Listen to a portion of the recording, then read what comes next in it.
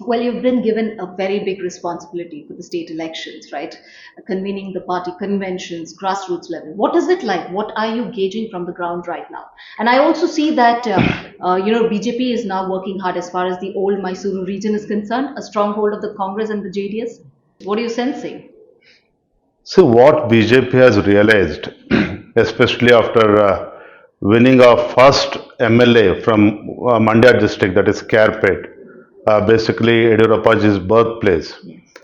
And second was Shira Assembly constituency, again from central part of Karnataka.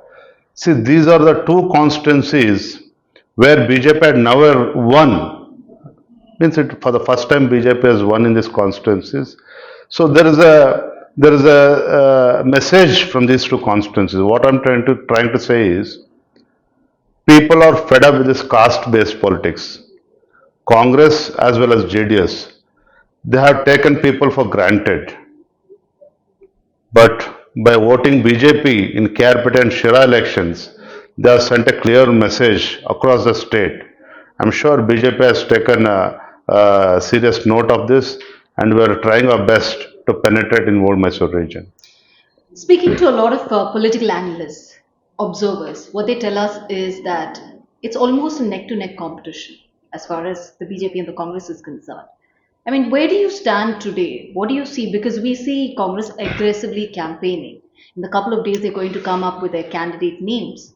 But BJP has still not done that. Don't you think it's still a struggle?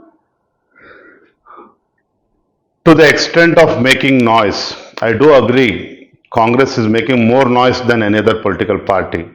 But as far as BJP is concerned, we are pretty confident. We are confident by the virtue of policies and decisions taken by central government and our dynamic leadership of Shri Narendra Modi ji, and the work that has been carried out under Yeddiyurappa's tenure as Chief Minister and with the current Chief Minister. We are confident. The only issue is we have to take it to the people. So we are trying to, say to our cadres, they have to ensure that, all our programs should reach every houses. So that is the main agenda, that is the main task which party has to, take it forward. I am sure even cadres are, they are ready for this, ready to take up this battle. I am confident that BJP will come back with absolute majority. There is no question of Congress coming back to power in the state of Karnataka. As you are aware, they are rooted out in the entire country. And the people of Karnataka, I am sure that they will bless BJP for one more term here in Karnataka. What is your prediction in terms of the seats? See, it's too early to predict anything.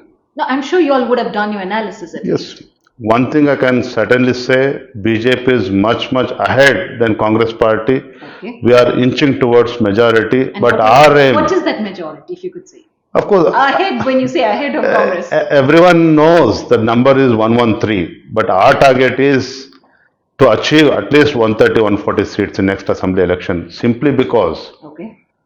as as you know, in last parliamentary election, see, getting back to power in Karnataka is one issue.